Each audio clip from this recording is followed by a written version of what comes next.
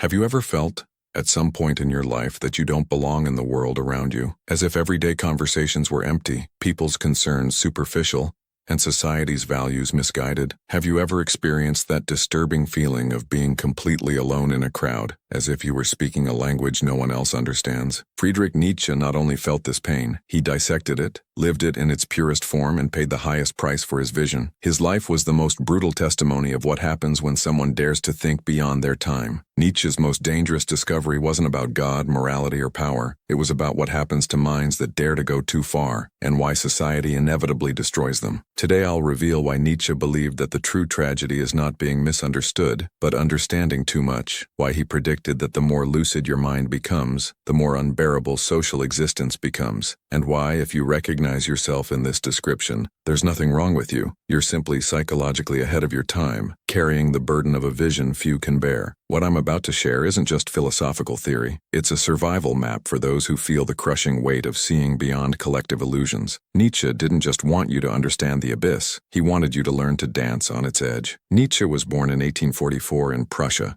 in a deeply religious environment. His father was a Lutheran pastor, and young Friedrich was expected to follow in his footsteps. But from early on, something was different about him. While other children accepted ready-made answers about God, morality, and authority, Nietzsche couldn't avoid uncomfortable questions. Why was his favorite word. Why should we believe?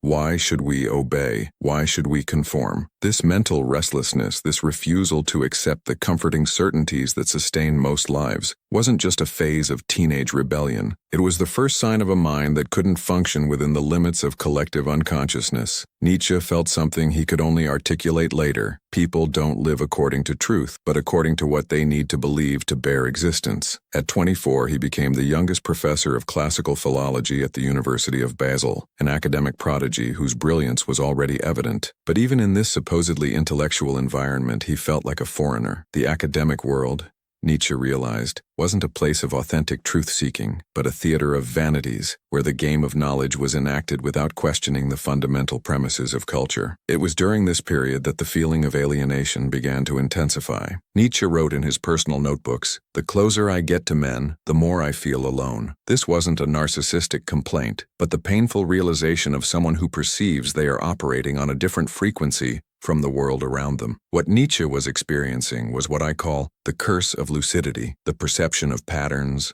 contradictions, and illusions that others not only don't see, but actively refuse to see. He realized that society functions based on unconscious agreements, necessary fictions, shared lies, and the silent pact is that no one should expose these fictions. Have you ever entered a room and felt the tension that everyone pretends doesn't exist? Have you noticed the discrepancy between what people claim to believe and how they actually act? Have you noticed how institutions proclaim noble values while practicing the opposite? Nietzsche didn't just notice this, he was incapable of not noticing, and more dangerously still, he was incapable of pretending not to see. The madman, he wrote in The Gay Science, lit a lantern in the bright morning, ran to the marketplace and cried incessantly, "I seek God, I seek God." The merchants laughed at him. God wasn't dead to them because he had never been truly alive. He was just a useful social convention, a control tool, a psychological comfort. The madman was mad not for proclaiming God was dead, but for taking the idea of God seriously enough to feel the abyss that his absence created. Similarly, Nietzsche's society didn't understand the terror of his discoveries because it didn't take seriously the very beliefs it claimed to defend. And this is where the first and most painful discovery of those who see too much lies. Hypocrisy isn't the exception, it's the rule. Inconsistency isn't an occasional flaw, but the very fabric of social reality. If you've ever felt that you live in a world where everyone seems to be following an invisible script, where conversations are empty rituals and values are just convenient words without real substance, know that you're not crazy. Like Nietzsche, you've simply stopped participating in the collective hypnosis. For Nietzsche, this clarity of vision wasn't a source of pride, but of almost unbearable suffering. In 1879,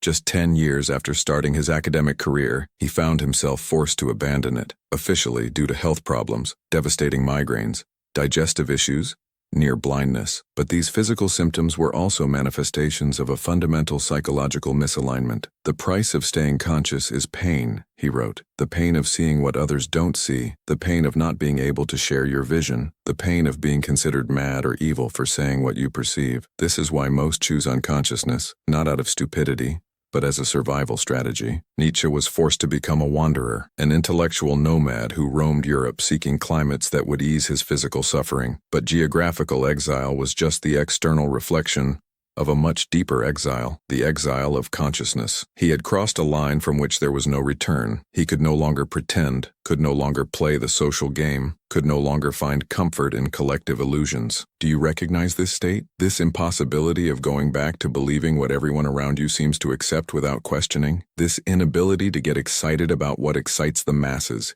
To be outraged by what provokes collective indignation? This feeling of watching a theater where you're the only one who realizes they are all actors? If you recognize this state, you need to understand what Nietzsche discovered about it, and what he learned about how to survive it. Have you ever felt compelled to point out the contradictions and hypocrisies you see around you, only to be treated as a traitor, a spoilsport, or worse, as someone morally defective? This is Nietzsche's second dangerous discovery. When you expose the inconsistencies of the collective belief system, you're not received as an enlightener, but as a threat. As Nietzsche wrote, "He who fights with monsters should be careful, lest he thereby become a monster. And if you gaze long into an abyss, the abyss also gazes into you." People don't thank those who show that their lives are built on illusory foundations. They react with hostility, not because they're evil, but because the truth is sometimes unbearably painful. Nietzsche lived this in the flesh. When he published Human, All Too Human in 1878, he was met with embarrassed silence from his former friends and mentors. When he published Beyond Good and Evil in 1886, he was treated as a dangerous nihilist. And when it came to the Antichrist,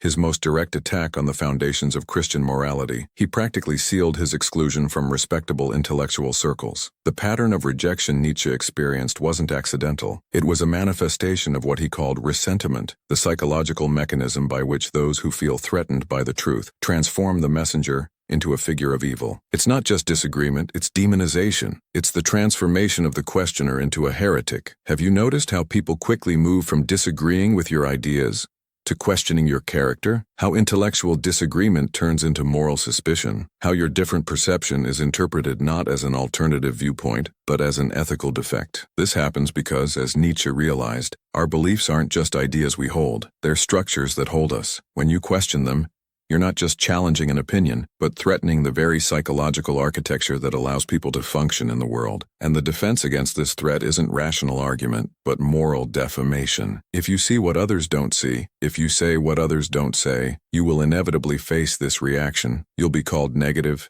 cynical, arrogant, destructive. You'll be accused of creating problems you were only pointing out. You'll become the problem, so that the real problem can remain hidden and untouched. This creates an impossible choice: speak and be rejected, or remain silent and betray your own perception. It's the dilemma that led Nietzsche to his increasingly deep isolation. It wasn't just that he couldn't find minds that understood him, it was that his very clarity became a barrier to human connection. This is the real price of lucidity, not just physical loneliness, but the existential loneliness of seeing patterns that others not only don't see, but actively refuse to see. The feeling of speaking a foreign language in your own homeland. And now let me ask you a question. Have you ever felt more alone in a group than when you're physically alone? Have you ever felt that the more you try to explain your perspective, the more alienated you become? If so, you're experiencing what Nietzsche called the pathos of distance, the insurmountable abyss between an awakened mind and collective unconsciousness. Comment now, I see what others don't see, if you've ever experienced this type of alienation, this psychological distance that seems impossible to overcome. I want to know how many of you carry this burden of extraordinary perception without finding echo in the world around you, because the next point I'll explore is perhaps the most disturbing of all, what Nietzsche discovered about the inevitable fate of those who see too much. Nietzsche realized something that most philosophers avoid admitting: the truth doesn't always set you free. Sometimes it isolates you, sometimes it crushes you, sometimes it destroys you. Deep knowledge doesn't necessarily lead to happiness or social acceptance. It often leads to the opposite. On January 3, 1889, in the streets of Turin, Friedrich Nietzsche witnessed a coachman mercilessly whipping a horse. He ran to the animal, threw his arms around its neck, and collapsed in tears. For the next 11 years, until his death in 1900, he lived in a state of mental collapse, cared for first by his mother, then by his sister. This collapse is often attributed to syphilis or some other neurological condition. But there's a more disturbing interpretation. What if Nietzsche's collapse wasn't just the result of a physical illness, but the inevitable fate of a mind that saw too much, that penetrated too deeply into the illusions that sustain human existence? If you gaze long into an abyss, he wrote, the abyss also gazes into you. Nietzsche stared into the abyss, the absence of inherent meaning, the arbitrary nature of values, the fragility of cultural constructions that give meaning to human life. He saw not only that God is dead, but that we had killed him, and that the consequences of this act would be incalculable. What happens when someone truly understands the implications of this? When someone sees with brutal clarity that the foundations of morality, purpose, meaning are human constructions, not cosmic truths, when they realize that society functions not because people follow rules based on transcendent truths, but because they agree to pretend together. For most, this perception is unbearable. Most glimpse the abyss and quickly look away, returning to the comfort of shared illusions. But Nietzsche couldn't look away. He didn't just see the abyss, he plunged into it. And this is the risk of seeing too much. Not that you will be misunderstood, though you certainly will be. Not that you will be rejected, though you inevitably will be, but that the very clarity of your vision may become unbearable, that you may end up knowing things that the human psyche wasn't designed to know, seeing things that the human perceptual apparatus wasn't configured to process. Nietzsche's mental health didn't collapse despite his philosophical genius, but potentially because of it. He went beyond the point of return, beyond the point where consciousness can still coexist with social functionality and psychological balance. If you recognize yourself in the trajectory I've described, the feeling of alienation, the inability to accept collective illusions, the perception of patterns and contradictions that others ignore, then you need to understand what Nietzsche discovered too late. Unchecked lucidity can destroy you. The price of seeing too much isn't just social rejection, but potentially your own sanity. The human mind evolved in a social environment where a certain degree of shared illusion isn't just useful, but necessary. Questioning everything, seeing through everything, can leave you without foundation, without structure, without the psychological scaffolding that allows human consciousness to function. So, what do you do with this perception? Nietzsche offers us, if not a complete answer, at least a path. First, he recognized that you can't simply return to unconsciousness. Once you've seen beyond the illusions, you can't unsee them. You can't force yourself to believe again in what you've recognized as a construction. There's no way back to the herd after you've seen the arbitrariness of its movements. But Nietzsche also realized that the alternative wasn't despair or nihilism, the conclusion that nothing has value because values are constructed, not discovered. Instead, he proposed something much more radical, the conscious creation of values. The noble man, he wrote, honors himself as one who is powerful, who has power over himself, who knows how to speak and be silent, who delights in being severe and hard with himself, and respects all severity and hardness. What Nietzsche is proposing isn't a return to illusions, but the forging of values with full awareness of their constructed nature. It's not believing in fictions because they're comfortable, but creating them because they're useful, beautiful, life-promoting. In Thus Spoke Zarathustra, he presents the figure of the overman, ubermensch, not as a tyrant who imposes his will on others, but as someone capable of creating affirmative values even while recognizing that there's no transcendent foundation for them. Someone who can say yes to life despite its lack of inherent meaning, who can dance even on the edge of the abyss. One must have chaos within oneself to give birth to a dancing star, he wrote. Chaos is the perception of the abyss, the vision beyond illusions. The dancing star is what you create from that perception. Here's the survival lesson for those who see too much. Lucidity without creation is self-destructive. Seeing beyond illusions without creating something new to put in their place is the path to collapse. Criticism without affirmation leads only to emptiness. Nietzsche suggests that true overcoming isn't simply in unmasking collective illusions. Any cynic can do that, but in having the courage to create new values, new meanings, even knowing they are creations, not discoveries. If you're someone who can no longer comfortably participate in collective fictions, who can no longer find meaning in empty social rituals or the comforting narratives that satisfy most, then your task isn't just to deconstruct, it's to create. It's not just about criticizing existing values but forging new ones that promote life, health, affirmation of existence. It's not just pointing out contradictions, but synthesizing new harmonies that can contain these contradictions. Man's greatness, wrote Nietzsche, is that he is a bridge and not a goal. What can be loved in man is that he is an overture, and a going under. You who see beyond illusions are not the final destination of the evolution of consciousness. You're a bridge, a point of passage. Your perception beyond the normal isn't an end in itself, but a means to something greater, the creation of new values, new meanings that may eventually elevate collective consciousness. But here's the crucial part. You can't expect others to see what you see. You can't demand that they understand your perspective. You can't force lucidity on minds that aren't ready for it. As Nietzsche painfully discovered, most prefer comfortable illusion to uncomfortable truth. They prefer simple narratives to disturbing complexities. They prefer comforting answers to unsettling questions. If you find yourself alienated by your perception beyond the normal, the solution isn't to try to force others to see what you see. It isn't to try to tear people from their illusions. It isn't to try to wake up the world by force. It is, instead, to use your perception to create, to express, to transform the chaos of your vision into the order of a work, be it art, philosophy, science, or simply a life lived according to consciously chosen values. Nietzsche didn't have time to complete this project. His collapse came before he could fully develop his affirmative philosophy, but he left clues in concepts like amor fati, love of fate, the will to power as a creative and organizing force, and the vision of life as a work of art. He saw that the way out of the abyss wasn't to return to illusion or succumb to despair, but to transform the abyss itself into a dance, to transform the void of meaning into a space for creation. If you recognize yourself in this description, if you feel exiled by the clarity of your vision, isolated by your refusal to participate in collective illusions, alienated by your perception of contradictions that others ignore, know that you're not alone. Nietzsche paid a terrible price for his vision, but he also left a legacy that continues to illuminate the path for others who can no longer find comfort in the shared fictions that sustain most lives. His final and most important lesson is this: the truth may be unbearable, but creation can be redemptive. Seeing the abyss may destroy you, but transforming the abyss into art may save you. And perhaps, as Nietzsche glimpsed in the most lucid moments of his final work, true overcoming isn't escaping the abyss,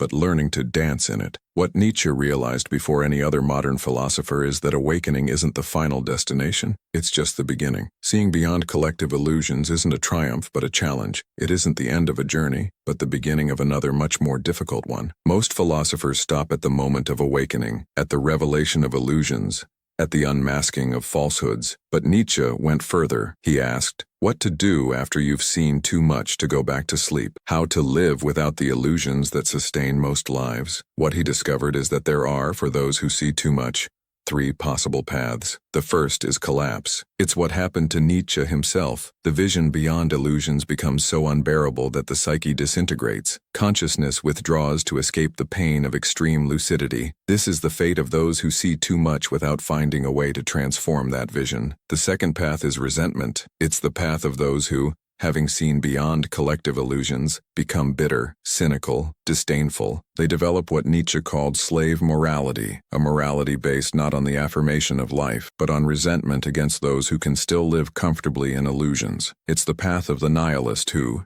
no longer able to believe, dedicates himself to destroying the belief of others. But there's a third path, what Nietzsche called the transmutation of values. It's the path of those who, having seen beyond illusions, neither collapse nor become resentful, but use this vision as material for creation. It's the path of the artist-philosopher who transforms the void of meaning into a space for the invention of new meanings. This is the path Nietzsche pointed to, though he wasn't able to follow it to the end. It's the path of those who fully accept the absence of transcendent foundations for values, the constructed nature of meaning, but instead of despairing over this, celebrate the opportunity for creation that this absence provides. If God is dead, everything is permitted, wrote Dostoevsky, capturing the terror of the nihilistic abyss. But Nietzsche responds, if God is dead, everything must be created. The absence of inherent meaning isn't a license for chaos, but a call to conscious creation. You, who feel alienated by your perception beyond the normal, who can no longer comfortably participate in collective illusions, are facing this same crossroads. You may collapse under the weight of your vision. You may become resentful against those who still sleep. Or you may transform what you see into something new, not a truth to be imposed on others, but a creation to be offered to the world. This is Nietzsche's final invitation, to be not just a destroyer of idols,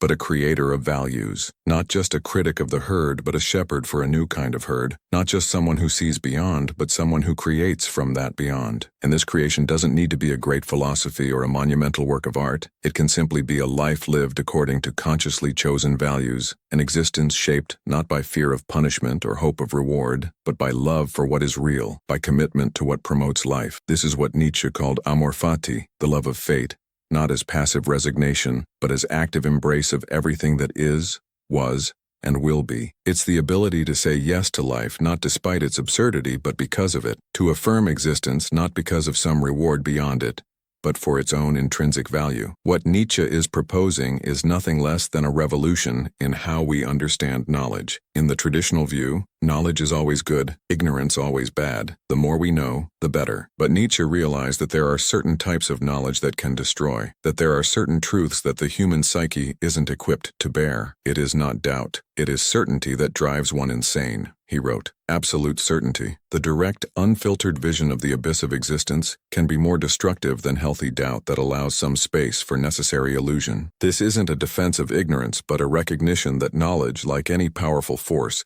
needs to be handled with wisdom, that seeing too much without the ability to create from what you see is the path to disintegration. If you recognize yourself as someone who sees beyond illusions, who sees patterns that others don't perceive, who feels the pain of alienation that comes with this vision, Nietzsche's message to you is this: your perception isn't a curse, but a challenge. It isn't an end, but a beginning. It isn't a condemnation to perpetual loneliness, but a call to creation. What doesn't kill me makes me stronger, he wrote in Twilight of the Idols. The vision beyond illusions can destroy you, as it almost destroyed Nietzsche himself, but it can also strengthen you, make you more resistant, more capable of bearing the truth without succumbing to it. And perhaps most importantly, it can transform you into a bridge, not just someone who sees beyond, but someone who helps others to see, not by brutally tearing away their illusions, but by creating new forms of understanding that can be gradually absorbed, digested without destroying the psyche. Nietzsche didn't live to complete this project. His collapse came before he could fully develop his affirmative philosophy, but he left enough clues for others to continue the path. And now you, who recognize yourself in this description, who feel the weight of perception beyond the normal, have a choice to make. You can let that perception destroy you. You can allow it to transform you into a bitter critic of sleeping humanity. Or you can accept the Nietzschean challenge to transform what you see into something new,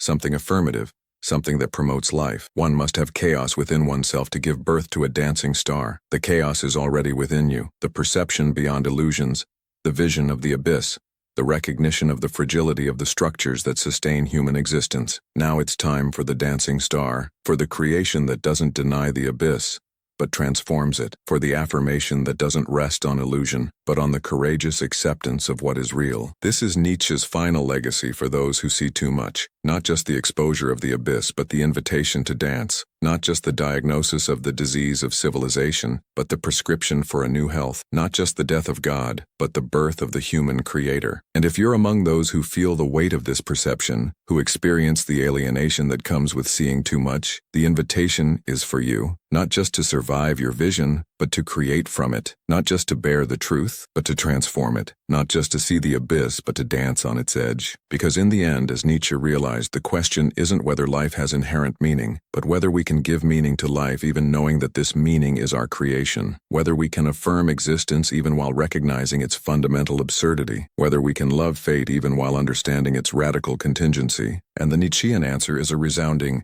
yes, not the naive yes of someone who has never seen the abyss, but the mature yes of someone who has seen it, survived it, and chosen to create from it. This is the challenge Nietzsche leaves us, not just to see beyond illusions, not just to survive this vision, but to transform it into a new form of existence, an existence not based on illusory comforts or transcendent guarantees, but on the courage to create value in a universe without inherent values, to forge meaning in an indifferent cosmos, to dance despite, or perhaps because of, the abyss beneath our feet. And perhaps if we accept this challenge, we can accomplish what Nietzsche didn't live to see, not just the overcoming of collective illusions, but the creation of new forms of consciousness that can contain the truth without being destroyed by it, that can recognize the constructed nature of meaning without losing the ability to create meaning, that can see the abyss and still dance. Because in the end, as Nietzsche wrote in Thus Spoke Zarathustra, I tell you one must still have chaos in oneself to be able to give birth to a dancing star. I tell you, you still have chaos in yourselves. The chaos of perception beyond illusions,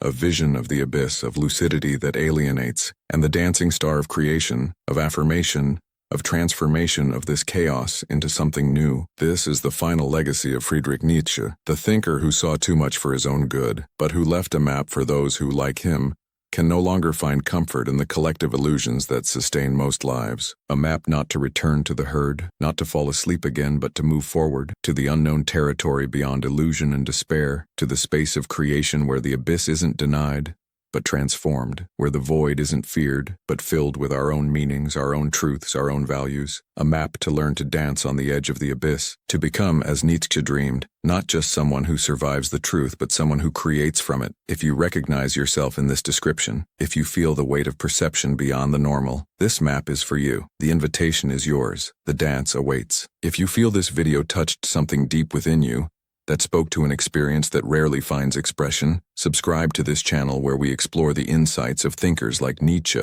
for those who feel alienated by the clarity of their vision. Watch the video on your screen now about the 7 dangerous places of Friedrich Nietzsche's philosophy that destroy your mind, where I reveal the most destructive and at the same time most liberating concepts of Nietzschean work. Remember, seeing beyond illusions isn't an end but a beginning, and what you create from this vision may be your greatest contribution to the world.